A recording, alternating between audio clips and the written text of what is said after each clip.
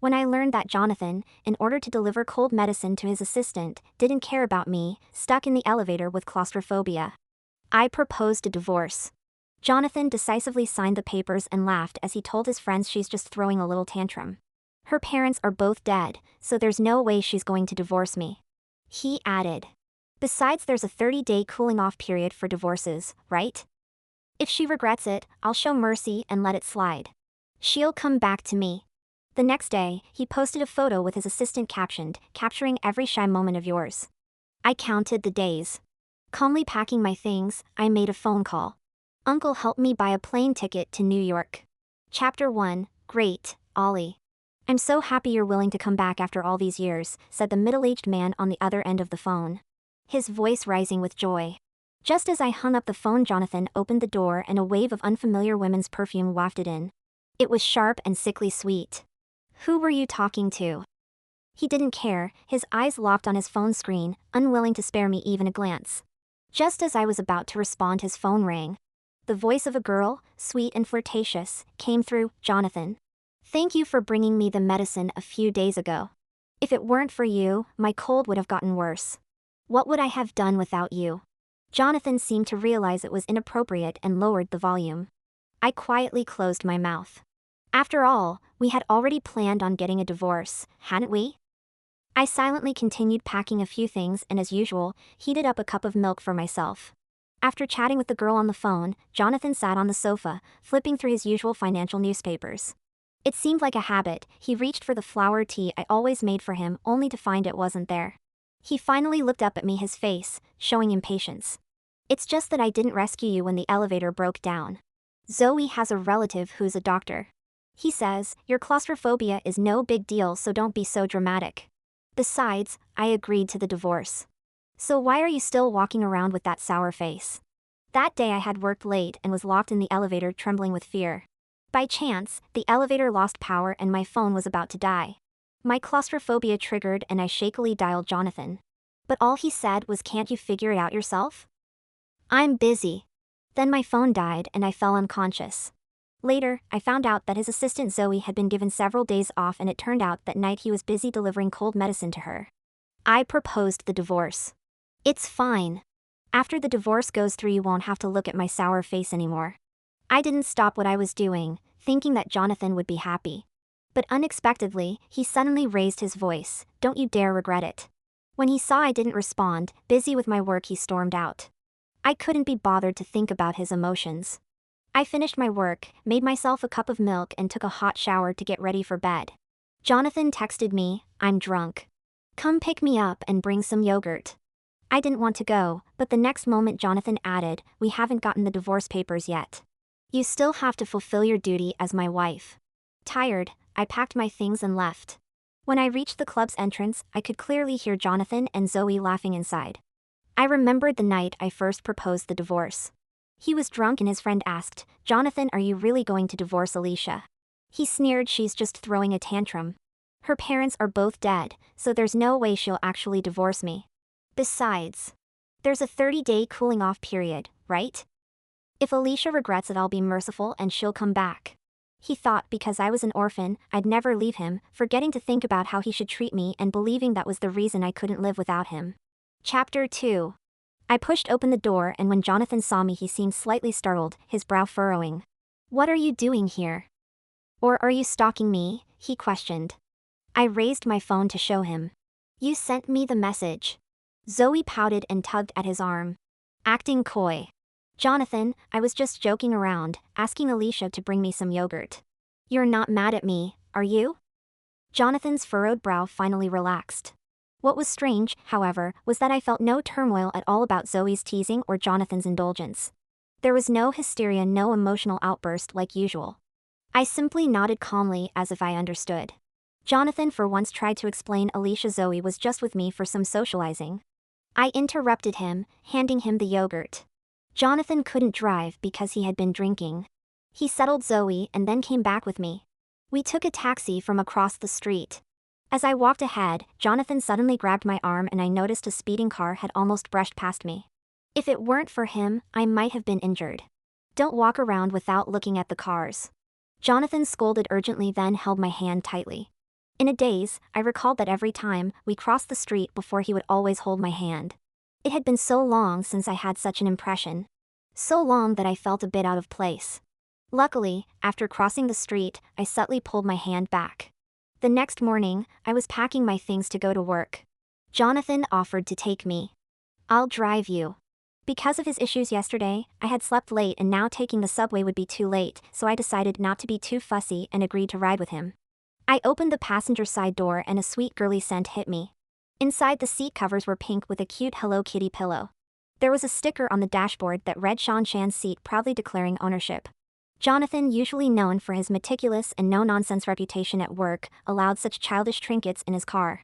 It was almost ironic. A flicker of discomfort crossed Jonathan's face as he explained Zoe's just a little kid. "Don't take it too seriously. A little kid who takes couple photos together?" I didn't voice the question, but Jonathan had posted a couple's photo on his social media the day after we applied for the divorce, captioned, "Capturing every shy moment of yours." Whether it was his way of getting back at me for asking for a divorce or something else, his heart had already shifted elsewhere. I tactfully moved to the back seat. "I'll sit in the back. You haven't had breakfast, have you?" Jonathan seemed to sense the awkward silence and handed me a bottle of milk. I looked up. And there was a snack box in the car, filled with a variety of cookies and fruit jellies. I remembered Jonathan had a severe cleanliness obsession and didn't allow anyone to eat in his car. Back when I had low blood sugar in his car, my lips turned pale, my vision blurred. And I didn't even have the strength to speak. I asked for a cup of milk tea to ease it, but he wouldn't allow it. Now Zoe could easily enjoy his indulgence. Love and indifference really are that obvious. I shook my head and politely declined, turning my gaze outside at the passing cars. Fortunately, we soon arrived at the company and I quickly returned to my desk. Normally, since Jonathan and I were getting a divorce, I should have submitted my resignation. However, since I was still handling 2 projects out of a sense of responsibility, I decided to finish them before leaving. By the time morning and afternoon passed in a blur, I was exhausted. I hadn't slept well and my energy was low. Just as I was about to make myself a cup of coffee, the delivery guy arrived with a large box of milk tea and small cakes. Then the cheer of my colleagues filled the air. "I heard the boss is treating us to afternoon tea. The boss is so generous you don't understand. It's because Zoe is on a diet and the boss felt sorry for her. So he bought her afternoon tea and happened to treat everyone. We're just lucky." Chapter 3. Aw, didn't the boss marry Alicia? Keep your voice down, Alicia is still here. Alicia, we were just joking. Please don't think too much about it. Seeing nothing but milk tea and chocolate cakes, I immediately understood what was happening. They must have invited the entire company to afternoon tea out of sympathy for Zoe's diet, worried about the negative effects on her health. I really wanted to taste the proof of their love. Too bad, I'm allergic to mango and don't like chocolate products. When Jonathan was pursuing me, it was always grand and intense. He'd worry that I was too busy with work to eat on time, using the excuse of work reports to keep me around so we could eat together. He would secretly slip medicine into small cakes when I was sick and still working just to see the awkward expression on my face when I struggled to swallow it. The dull office came alive as they gossiped about our romance. But now that fluttering feeling and affection had shifted to someone else. I didn't have time to dwell on it. There was too much work on my plate. I'd already pulled several late nights for this project. And today, predictably, I had to continue. By the time evening came, the sky outside was darkening and Jonathan arrived by my side without me even noticing. Alicia's still working late, I didn't know why he suddenly came to find me. "Jonathan, is there something you need?" He seemed a bit uncomfortable with my coldness but didn't dwell on it. He bluntly said, "How about giving this project to Zoe?" Even though I was prepared for it, my heart still couldn't help but feel hurt. Zoe has been through a lot of gossip recently. If she takes on this project, her work abilities won't be questioned. He knew how hard I had worked for this project, pulling all-nighters, pushing myself to the limit, and now he was casually offering it to Zoe. Every word he said was about protecting Zoe from rumors, but he didn't mention at all how unfair this was to me. I let out a light laugh, feeling a sense of irony. Fine. Let her have it. Tell her to come meet me tomorrow for the handover. I had done my best for this company. I might as well resign and let Zoe take over the follow-up. It would be easier for me. Jonathan seemed surprised by how quickly I agreed. He took a necklace box from his pocket and handed it to me. "You always wanted a necklace from this brand, didn't you? I was wrong before. Girls like these things. I'll make it up to you later. It was the necklace from the brand I liked. The one I had mentioned wanting. But he hadn't given it to me at the time when I would have appreciated it the most. Now the meaning behind it was lost. I didn't like this kind of gesture, slapping someone and then offering a sweet date afterward. After I agreed, Jonathan's tone softened. He draped his coat over my shoulders. Don't be stubborn. What happened before was my fault. Let's go withdraw the divorce application. You've always wanted to go to Dolly, right? I'll go with you there. I didn't say anything and Jonathan took my silence as agreement. Continuing to talk to himself. On the way back, I scrolled through my WeChat moments and discovered a post from Zoe. The same brand, the same packaging for the necklace. The difference was that hers was far more beautiful and exquisite than mine. It hit me, Jonathan had given me a free gift. How laughable. He knew what I liked but didn't even bother to put in the effort to pick one out for me. Chapter 4. Tomorrow was the last day of the divorce cooling-off period. After tomorrow, I would be completely separated from Jonathan. I was watering the flowers I kept on the balcony when my ring worn on my middle finger suddenly fell off and dropped down. Instinctively, I leaned over to pick it up. What are you doing? Jonathan grabbed my hand and pulled me forward. Do you know how dangerous this is? His eyes reflected concern and urgency. It seemed like he still cared about me. The ring fell, I explained. The ring had been specially made for me by him. I liked the design, which was why I had worn it all this time. It was only when it fell from the balcony that I rushed to retrieve it. Jonathan sighed. It's just a ring. I'll buy you another one. You don't need to go this far. Just a ring. I glanced at his own middle finger, it was bare. He'd probably taken it off a long time ago. Tomorrow is our anniversary. I'll pick you up and we can celebrate it together. How long had it been since we properly celebrated an anniversary? I pondered for a moment. Let's treat it as a way to end this marriage on a perfect note.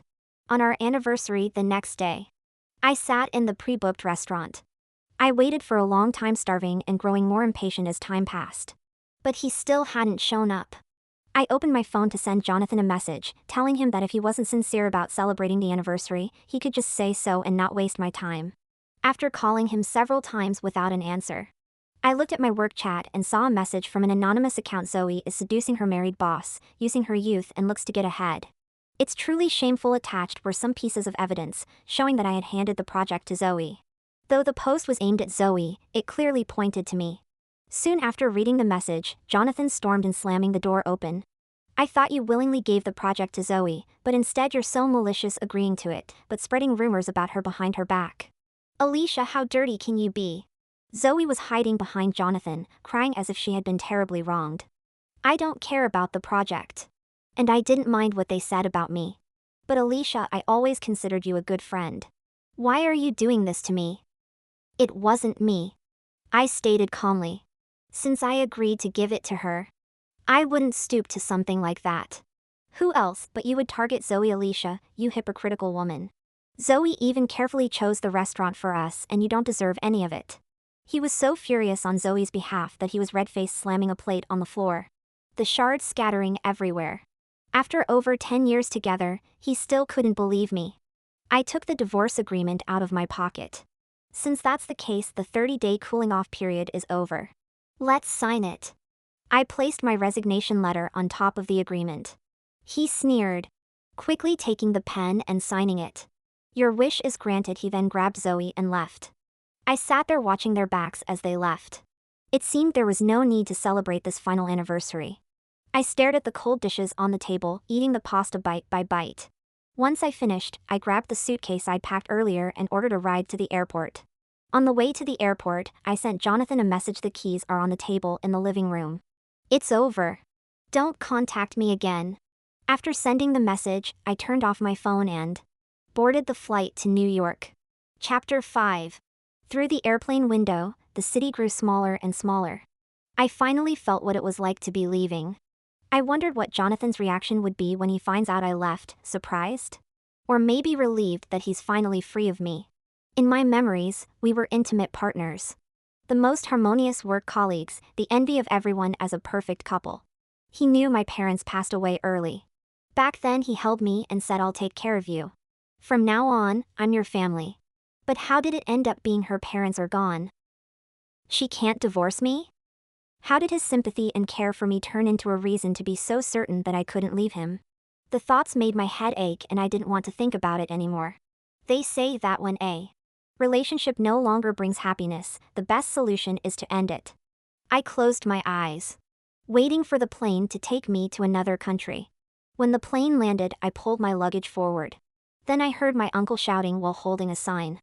I turned in surprise and saw my uncle pushing my elderly grandmother toward me.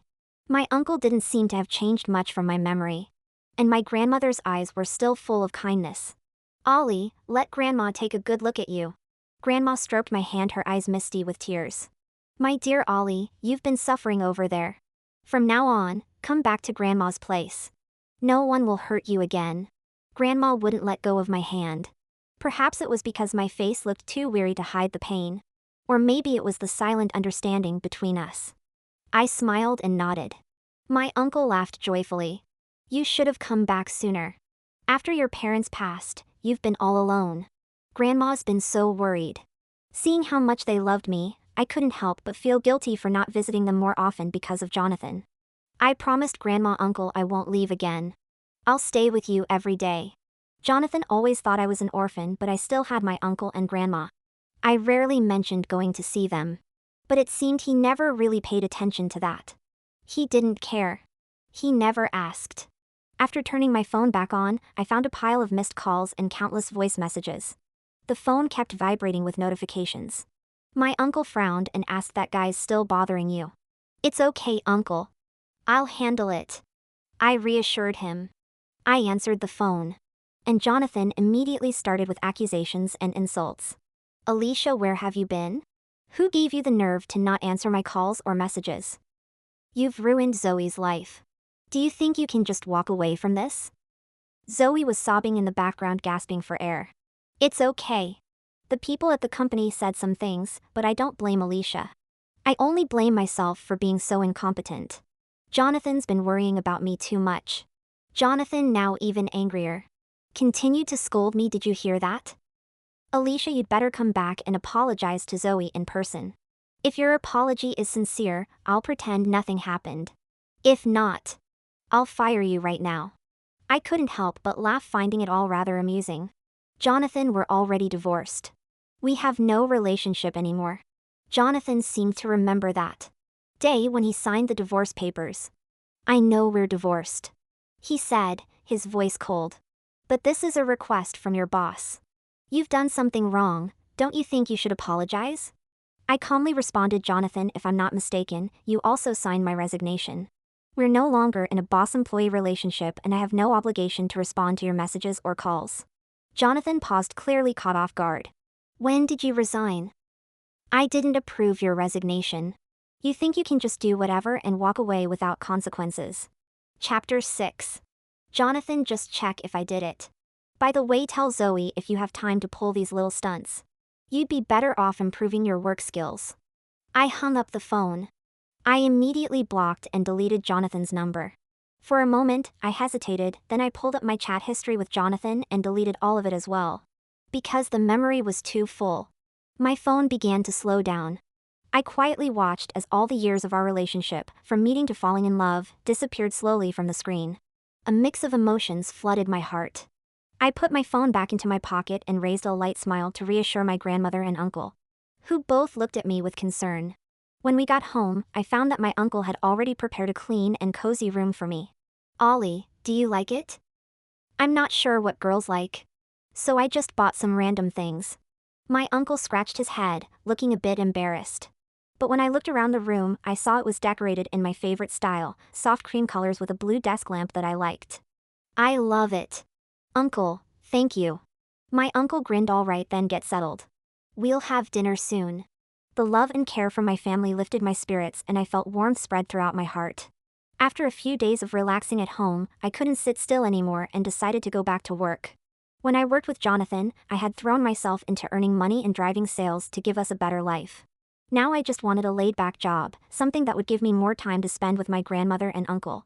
I found a job as a barista making coffee every day and enjoying the simplicity of it all. My old colleague Ava, with whom I used to get along well, contacted me. She sent me a video. It showed Jonathan driven by the desire to protect Zoe, having someone investigate the IP of the anonymous comment that had slandered her. It turned out that Zoe had made the comment herself. Seriously, is Zoe out of her mind? She's sabotaging herself. Anyway, Jonathan was furious and moved Zoe from her assistant position the very same day. She continued telling me all the gossip. I knew why she was telling me all this. She wanted to make sure that Jonathan and I would be completely divorced. She wasn't as innocent as Jonathan had always described her. After some pleasantries, she continued, that project you were handling before. After you left it to Zoe, she's messed it up every day, either not knowing something or having issues with the data. The other company wants the project leader changed or they won't continue working with us. Now everyone knows that Zoe didn't even fight for that project on her own. I listened quietly. But I didn't really care about anything related to Jonathan anymore. I tucked the phone under my shoulder, leaving my hands free to practice latte art. As a barista, my latte art still needed improvement. So every evening after work I practiced at home. By the way, Jonathan seems to be looking for you. He asked around at the company who had your contact information. And the mood at the office is really bad lately. I've had to deliver documents to Jonathan and he's been picking apart everything, getting upset with us. We've been working late and everyone's been complaining. I hesitated for a moment while pouring milk. You didn't tell him, did you? Ava quickly reassured me, absolutely not. Ollie, after all you've done for me, I would never betray you. That made me feel at ease. The next few days of work left me feeling more relaxed than I had in ages. But still, I couldn't shake the feeling that someone was following me. I tried to tell myself it was just my imagination. But to my surprise, Jonathan still managed to find me. One day, I was making coffee. This job was peaceful and the smell of coffee in the air made me feel calm. Hello, can I get you something? When I looked up at the customer, I froze. In the next moment, my friendly smile vanished, replaced by cold indifference. Ollie. I had no idea how he'd found me here, but all I knew was that I didn't want to see him. It had been months since we last saw each other. Jonathan now had a scruffy beard and dark circles under his eyes. When we were together, he was always so neat, always impeccably dressed. And very refined. Ollie, come back with me. Chapter 7. His eyes were slightly red. As he spoke in a hoarse voice. Ollie, why did you block me? My thoughts drifted back to the day I deleted all our chat history and then blocked him. Jonathan, I've told you we're already divorced. I've also resigned from your company. What do you want from me now? Hearing these words, Jonathan's throat bobbed as if he was suppressing his emotions. Our divorce was my fault.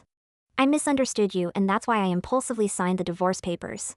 As for the project, I've looked into it. I was wrong about you. I shouldn't have so recklessly assumed it was you. Now I realize I was wrong. Could you give me another chance? I looked at him with some sarcasm. The divorce wouldn't be final until 30 days after the papers were signed, which meant he had 2 more chances to try and change my mind. What he didn't know was that the reason for my wanting the divorce had nothing to do with his false accusations. That was just the final straw that broke the camel's back after 7 years of love and 5 years of marriage. The real reason was that his heart had long since drifted away. Do you think I wanted a divorce just because you made me transfer the project to Zoe, or because you assumed I was playing a double game?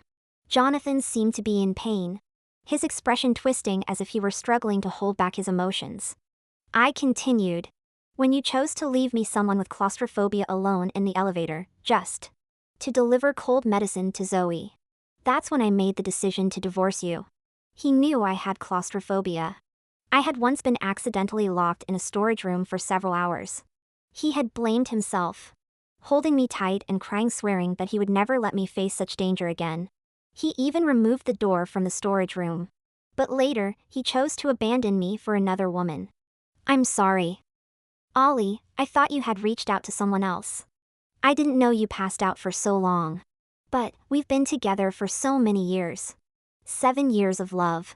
You really think you can just let go of it? I thought that you were just angry and after a few days you'd calm down and we could withdraw the divorce application. I never really thought we'd end up divorced. Just like before. Too many times he expected me to just let things cool down to wait until my anger subsided. But why should I be the one to carry all of this alone? I'm not coming back with you. Go away. I wiped my hands, too disgusted to say another word. Jonathan seemed determined to take me back to our country. For several days, he either sat in the coffee shop staring at me while I made coffee or stood outside my door. He even brought me a large bouquet of flowers every morning. Looking at the piles of various flowers outside my door, I remembered how long it had been since he last gave me flowers. He had even forgotten what flowers I liked. He was worming his way back into my life. One evening, after work, I came home to find Jonathan standing there with a dozen cups of milk tea in his hands, looking both ridiculous and pathetic. When he saw me, he smiled ingratiatingly, like a little dog, wagging its tail, eager for a smile from its master to make him happy for a long time. Ollie, the first milk tea of autumn. I bought you 10 cups, all your favorites. I looked at the milk tea and remembered how around this time last year I had jokingly asked him to buy me the first milk tea of autumn, following a popular online trend. How did he respond back then? Alicia, don't you think you're a bit too old for this? These kinds of internet trends are for little girls. Don't you find them disgusting? But when I saw his posts on social media, I saw that he had bought the same for Zoe, 10 full cups plus the first autumn cake and the first autumn candy. Thinking of this, I threw all the milk tea into the nearby trash can. His misguided expressions of affection had severely disrupted my life. Enough. I don't need these. All I want is for you to stop bothering me. Jonathan's face turned pale. But this phase didn't last long. Zoe soon showed up as well. Jonathan, come back with me. Jonathan, anxious, tried to distance himself from her.